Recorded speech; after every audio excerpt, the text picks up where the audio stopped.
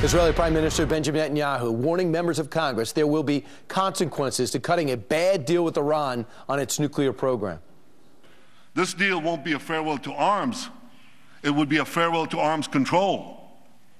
And the Middle East would soon be crisscrossed by nuclear tripwires. A region where small skirmishes can trigger big wars would turn into a nuclear tinderbox. So is the prime minister playing politics? Is he trying to win an election or trying to keep the world safe? Kentucky Senator Rand Paul joins me right now. Senator, you sat in the chambers for this speech. Your thoughts before, your thoughts now. Was it politics or was it just a warning to the world? Well, as you know, I was a co-sponsor of inviting Netanyahu to the speech, and I thought he encapsulated the message very well in the sense that it is about nuclear enrichment, but it's also about spreading terrorism, and it's also about the spread of conventional arms, the potential for the spread of conventional arms throughout the Middle East. So I thought he brought it together pretty well. The most important point I think that was made was that it's not a choice of a bad deal or no deal. A good deal ought to obviously also be on the table. Right. The president, 45 minutes after, said, hey, you know what? He offered no solutions, same old stuff. You felt differently.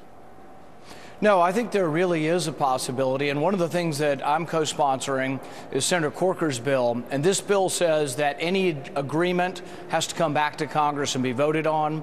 This is consistent with what we've been arguing with this president, that he doesn't get to act on his own, that anything he does that changes legislation, like changing the sanctions against Iran, would have to come back and be voted on by Congress. You don't have a monitor here, but we have some of your reaction during the speech, and you look less than thrilled hearing the speech. And as we roll it back, let me tell you what the National Review said.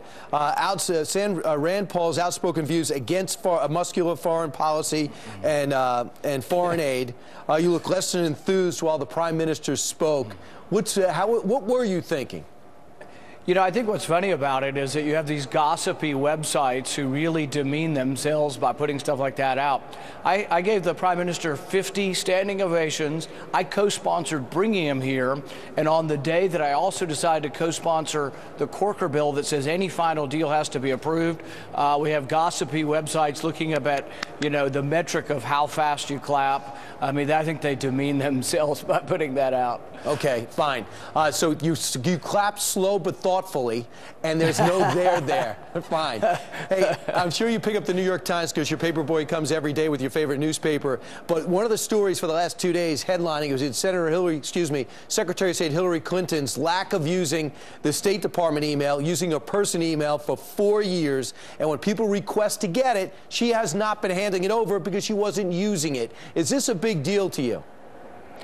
Yeah, not only is it the emails and directly flouting the law, I think there's going to be a constitutional question of whether or not she was receiving foreign gifts while in office. The Constitution explicitly says that as a senator or as a Secretary of State, you're not allowed to receive gifts from foreign countries. They've been receiving millions of dollars in their foundation. Now, they're going to say that's not us, me directly, but do they profit in any way from their foundation? Does it pay for their travel? Does it pay for any of their expenses? She's got a lot of questions she's going to have to answer. And real quick, you won CPAC for the third straight year and the straw poll, but most people are talking about Scott Walker. Does that bother you? No, I think we're excited to win CPAC. I think only one other person, Ronald Reagan, has won it 3 times.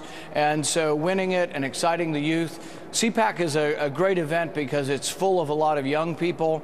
And the only way you can win elections is to have that enthusiasm. We were real excited to get the victory. And you do have the youth vote. Senator Rand Paul, who will go anywhere to tell his message. Thanks so much for joining us this morning. And I thought you clapped fine. All right. Thanks, Senator.